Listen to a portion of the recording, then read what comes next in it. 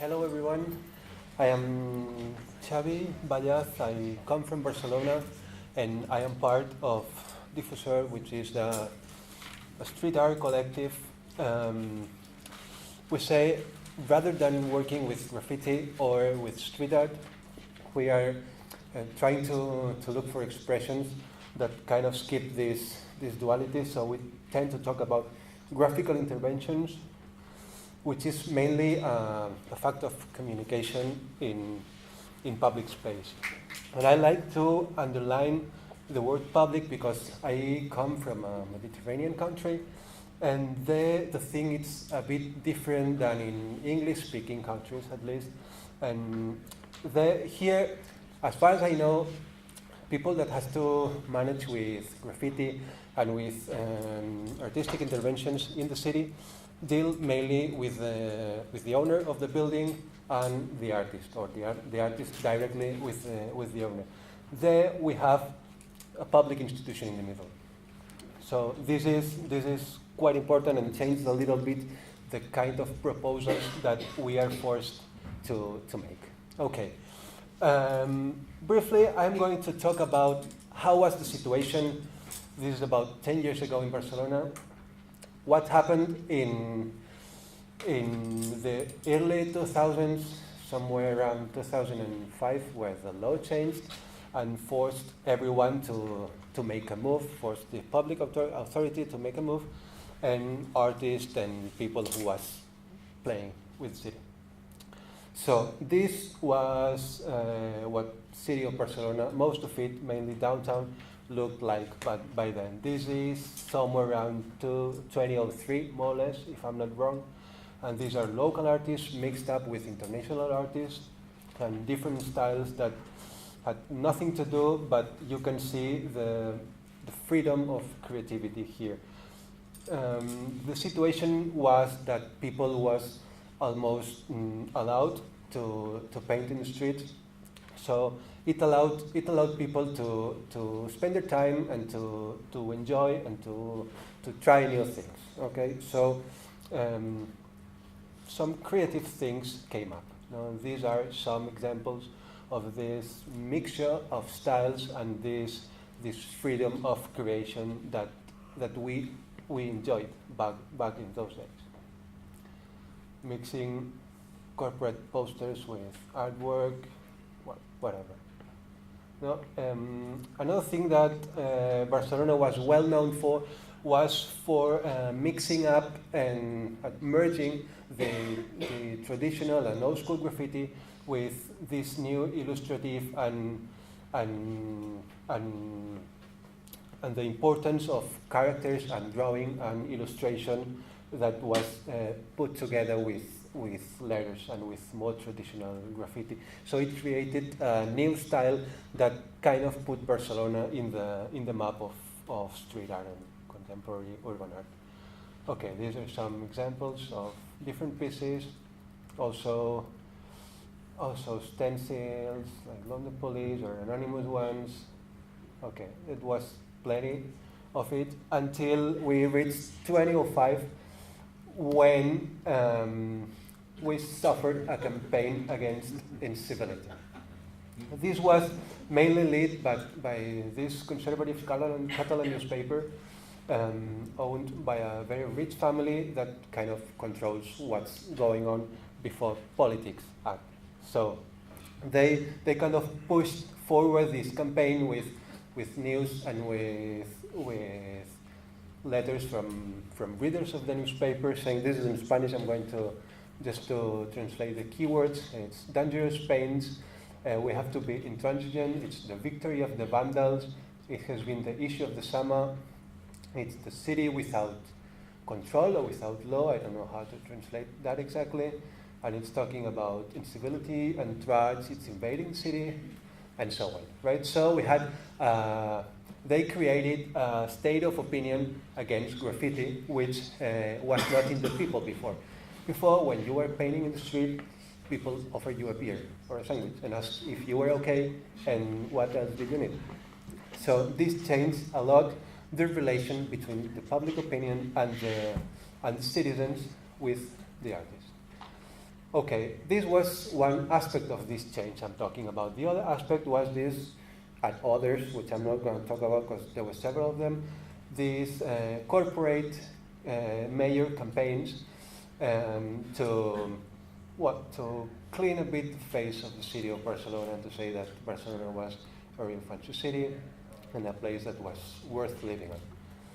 This was the former mayor that was behind this stuff, and this picture shows the action they take was buffing the whole city and painting it in gray, light yellow, and brown, and that's it. So they buffed everything downtown and also in the outskirts. So mainly everywhere was changed his face, and where before we had art like the Banksy, after this campaign we had nothing. Well, some of them tried to do a bit of Rothko style artwork, but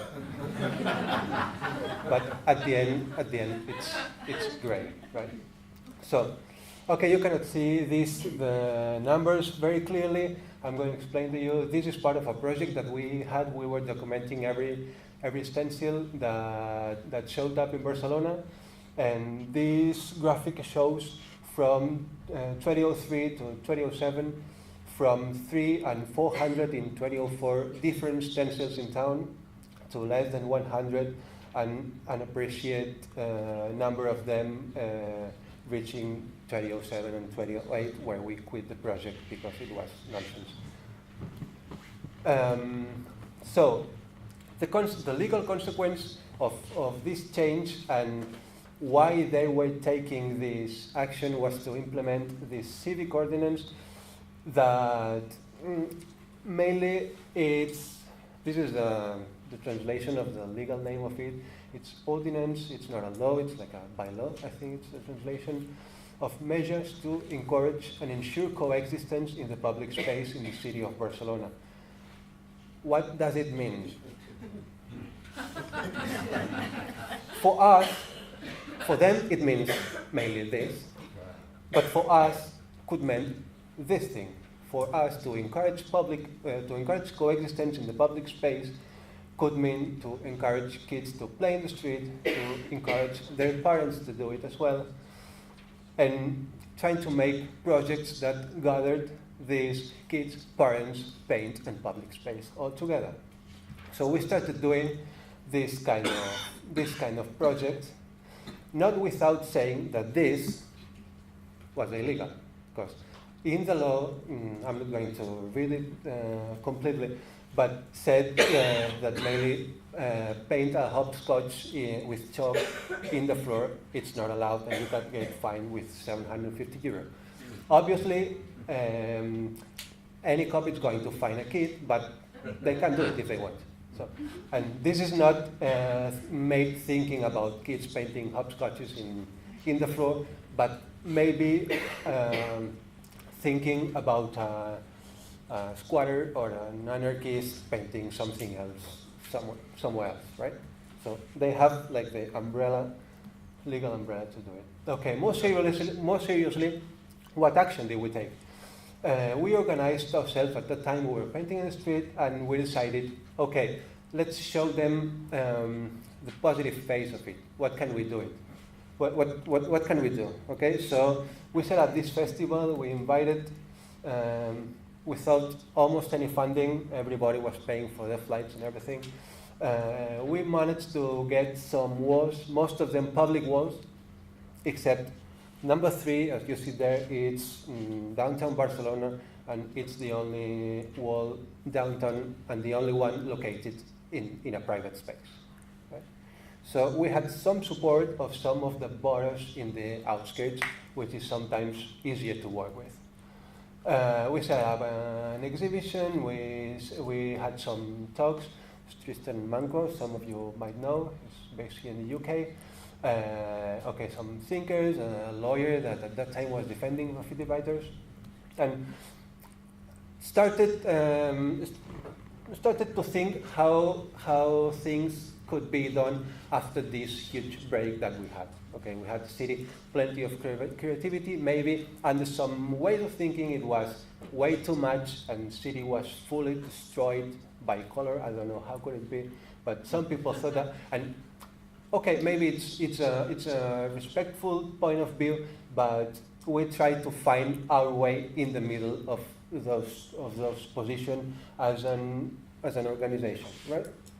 So we made workshops. These are some of the results of the festival, and this is some of the media outputs that explain how was the festival, and that led us to the first important project in this seek of a solution. This is part of a wall that we first painted in the festival. This wall had 34 frames.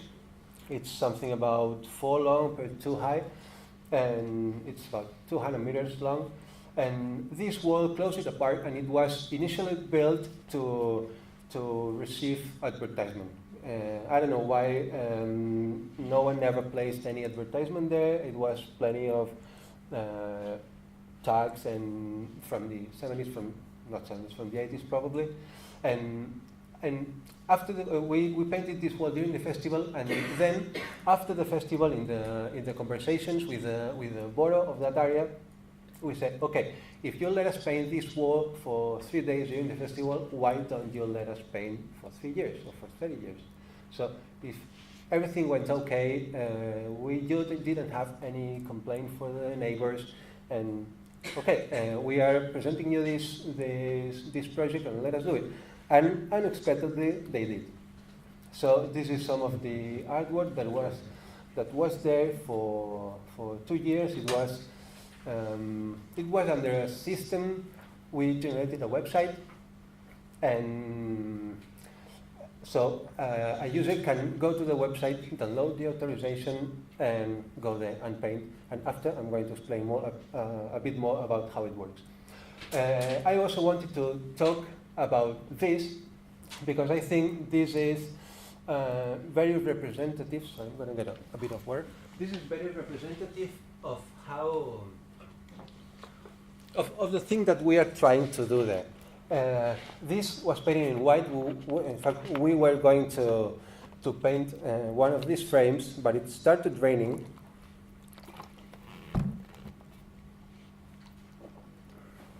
And when we came the day after, we found that. Amadeu Casellas, the most of you, for sure you don't know him, it's an anarchist convict. He was in jail for a lot of years. And the interesting thing about this is that the city council could not buff this, despite being a quite political quotation, because it was framed inside an artistic project. So I think this is an interesting reflection to make. This is the number of authorizations that were delivered by the system in 2 years, so it's almost 1 every 2 days. And another few reflections about that is that people started to name the street the Painters Alley because they were getting used to see people painting in that area. Another thing that came out in the conversations with Bora when we were analyzing the project was that they couldn't give us any proof of any tax increase in the area, and it was obvious that it gained cultural interest because a lot of people was coming there to paint and to photograph the paintings. So after that, the project closed because they changed the wall for a fence. So we had to move the location, and we set up this new project, which is mainly the same way of functioning. We changed the wall, but the system was quite the same. This is a screenshot of the website. So you put your name there, the date where you want to paint. Mundet, it's the name of the location. You can choose the location. You accept the condition, which are don't paint outside the legal space, don't paint nothing that can upset people, and to leave the space clean after you paint. You accept it and you get the authorization. Mainly is the user go to the website, get the document, and go paint. It's only 2 minutes. It's anonymous. This is an important thing because most of the graffiti writers are aware that, hey, who I'm giving my name to? And that's a very pertinent question. We encrypt all the information, so despite we inform the system itself informs the borough, the cops, and ourselves that there is going to be an intervention in a certain location, certain date. No one except the user has the personal data. So if cops want to know that the paint is legal, they have to go there and check it by themselves. Right? Okay, and it's you can use any phone or whatever to get and show the PDF, so it's pretty accessible. Okay, now I'm going to explain the last two big events and why we did it and what can we learn out of it. This was the first Open No Walls conference we held back in 2001. The reflection is, okay, we had a festival, and the first one of the stencils was in 2007. During these 4 years, we had this couple of projects trying to set up and to keep these projects of legal spaces, to keep them working. And in the meanwhile, we started contacting projects from other cities that were also trying to find their way between public administration and artists, to make it possible.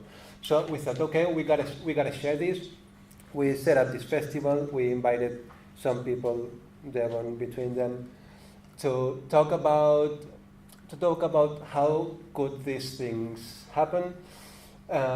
We also tried and make that in this festival, try to set up new walls, so to have more walls in other boroughs, and to try to put this graffiti thing in the political agenda, and that's why we needed some visibility, which we reached from having renowned artists and trying to have good and big locations.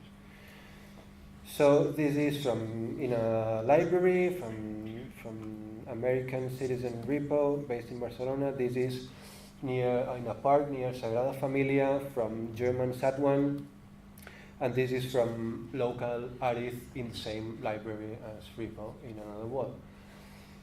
A reflection I want to make out of this festival was this. This location was not meant to be artist to paint it, but another artist was meant to paint in another location. But what happened was this: they asked for a sketch, so he did one. They don't like it. He did another one. They didn't like it. He did another one. They didn't like it. So we changed him of location. In the new location, he was like really fed up of making sketches for us. In the new location, they also asked for a sketch to see what he would paint. He made this. I don't know what's wrong with all these sketches, but someone in this case was like the principal of the borough. In the other case was the director of the library. They decided that they didn't like it. So he ended up doing this. Is this better? Is this worse? Who has the capacity of saying, hey, you can paint this and you cannot paint that? Who should have it? That's one of the questions. Okay, the other thing, and regarding this problem that showed up with Arif and his sketches, was that this is 2 years after, in 2012, 2013, I don't remember.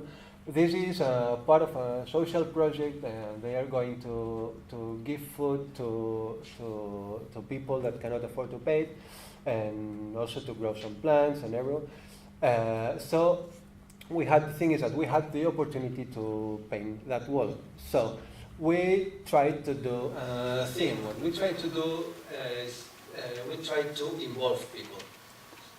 And they said, okay, we want this painted, but we kind of want to decide what to have in there. So we made an open call, and they said, okay, we want the artist to paint under a topic. So the topic was the activity that people was having there, this part of the social project of food, etc. So we made this open call, and some artists draw sketches, and people voted, right? So this is the result. Neighbors were happy with the result, but we were not. So, I mean, this is another thing. This serves to the borough. If you ask the neighbors, they are happy with it, they will say yes. But artistically, okay, I have a sticker of improve it here. So maybe, I don't know, this was made by students. This is the thing, the artistic quality of democratic process that sometimes ends in some mediocrity that everyone was talking about. But we are still trying to find a way how to deal with those two issues. Okay, this is the second festival. We didn't have any real improvement in 3 years. We didn't have any real feedback from the city council in 3 years. So we said, okay, let's do it again and be bigger as far as we can, being a small organization. So we repeated almost everything, even some of the speakers, and mainly the structure of the festival. It has 3 legs. It has the part of the conferences and the dialogues presenting different projects and trying to talk about how things can be done. It has the part of the open call for local artists.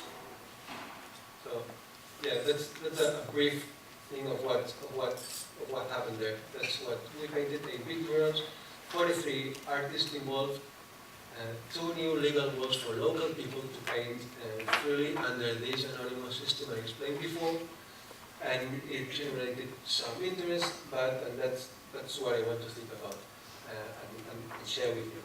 The talks went okay. Some of the issues that were presented, we weren't thought about them before, like preservation of murals, what should be preserved or not, who can decide that, with which material should be murals painted, given that some people may think that this is an ephemeral art, and some people may think that this is good enough to stay longer. So these are some of the issues that we were discussing, amongst other, like gentrification with Xavi Ballaz from Madrid, or Jorge Rodríguez talking about other kinds of urban intervention, large-scale urban interventions, and some others. We have people from Atlanta talking about festivals, etc. We also had this open wall for local people to paint, and we want always to work hard on this part, because it's a need for a lot of people from Barcelona that they still don't have enough spaces to paint, and there's some quality there. There's good people that need those spaces, and these are some of the pictures.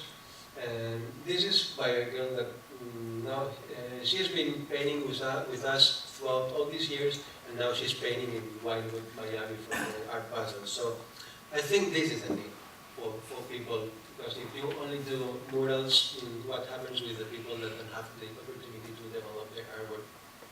So we keep on strong aim on that. And regarding about murals and closing the conversation, this is one of the murals that we produced. It's by Russian artist Stepan Krasnov from Moscow, 310. And the interesting thing, or the reflection I want to make about this, is this one. This was the space before. This is a youth center. they wanted to have graffiti in their walls. They set up an event 3 years ago, and they ended up having these pieces there. They didn't like it, and they wanted to change. We asked a local artist to paint over this, and he said, no, I'm not going to go over these people. This is art, and I'm not going to do it. Then we asked a foreigner who he didn't care or didn't want to know, I don't know, and he did this.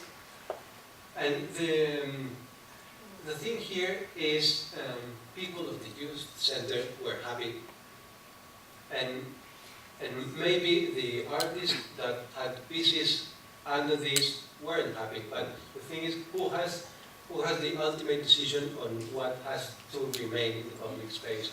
The artist or the owner? Not the owners, because they are not the owners of the wall. It's the city council, but they somehow manage. This is one of the questions about who decides the value. The other thing is about who to invite, or who has the right or should paint this kind of not landmark, but almost like big murals, very visible in the public space. This is by Kenner. It's this one. It's a hardcore writer. He's been growing up painting trains for, I don't know, 15 years maybe. And he did this. It is very nice, but maybe if the responsibles of the borough where this is located knew that was this guy painting their wall, maybe they said something, but they didn't know it. This is another reflection. This is the biggest mural made so far in Barcelona. And the thing I want to say about this mural, apart from the content, which is controversial because someone thinks it's a dialogue with monumental architecture that's set up in this area. This is popular now. It's a very gentrified area of Barcelona. The thing I want to say about this is that this was allowed because this is, I don't know what should be the word in English, but in the literal translation, it's something like non-consolidated wall. This means that in this lot down here, it's supposed to be another building someday. So, from the beginning, the public institution that allowed us to place this mural here is underestimating, it's not the word maybe, but is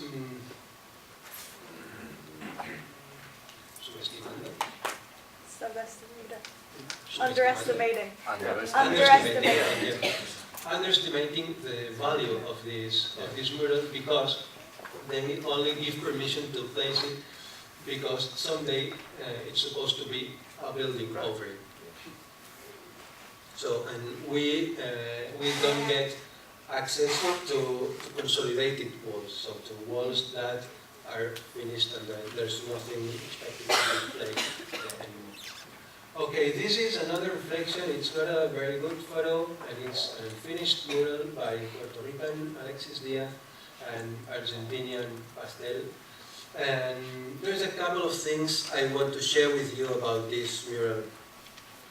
First is this. It's a board, and this board is being painted because we had conversations with neighbors of that area, and I think these conversations were quite representative of every of the communities living there. There were local people, there were foreigners, there were Muslims. I don't know, many of the communities living there. This is in Ciudad Meridiana, Torrebaró, in the very, very outskirts of Barcelona. And after these meetings, we came out with the consensus that, okay, let's paint a board, it's very close to the mountains, so people feel somehow identified with this animal. What happened is that this place, which is used as a corner for kids and for other activities like Africans play football there, Pakistani people play cricket there, and Muslims 3 times a year use it to pray. Right? There were Muslims in the meeting, but they didn't say nothing. So it came the day, like 2 weeks after this was being painted, came the day where they had to pay, and they said, we cannot do it. So at the end, we came out with the solution of covering it with some clothes, so they could do it. But this is an example of, even if you try to do things the better you can, and trying to involve the community, not always the results are satisfactory for everyone. The other thing was that this is pastels artwork in the same wall. They collaborated because we didn't have a wall for him. So it's that hard to get walls to paint in Barcelona that at the end they ended up having to have a collaboration. Okay, they are friends, but it was not quite fair for every one of them if they didn't want to collaborate. No, it's an example of the how hard it is to get spaces to place artwork there. And the last reflection is talking about this collaboration and going back in the days, 10 years back or 15 years back, these other collaboration, the order and the plant collaboration opposite to this free mashup of things. You know? Just to think about the aesthetics going out of organized or freely painted work. Last one I want to talk about is this one. This is Mariusz Wallace MC from Poland, not in Barcelona, in a town nearby. And the first idea he wanted to paint in the first location inside Barcelona that we thought for him was this one. What happened with this mural? We had meetings with the local community. They had this is supposed to be an 80-meter wall for, I don't know, 8 or 10 high. And the community wanted for a long time, they wanted to paint that wall. So they were asking the boroughs how did they do it. So we came in the middle of this with the festival, and we presented the artist that was our proposal in a meeting with people, with the neighbors, and with the responsibles of that specific borough. And we showed this sketch. The neighbors didn't like it, but the important thing of this is that the responsible of the borough censored it. He said, we cannot place this in there. The neighbors didn't like it, but they said to him, oh, you are censoring this stuff. The neighbors were like angry with the authorities because they were censoring this mural, because they didn't want this because he was representing the fame of power, but because this was not a plant. So to close the speech, a few words about how is the thing right now in Barcelona, and how do we expect to continue. This is a poster of a debate and a conclusion of a small project that we had in San Martí, in a borough of Barcelona, that hosted an experimental street art project, including workshops, including permits for painting in different level walls, an exhibition, and most importantly, a meeting with up to 40 different technicians of the city council, debating about how things could be done. So now they are working in the conclusions of this and working on the outputs, and hopefully they will deliver these outputs to other boroughs that may or may not take some action regarding graffiti and street art issue. So we hope things slowly. It has been almost 10 years of working, but we hope things improve a little bit slowly. Yeah, that's it.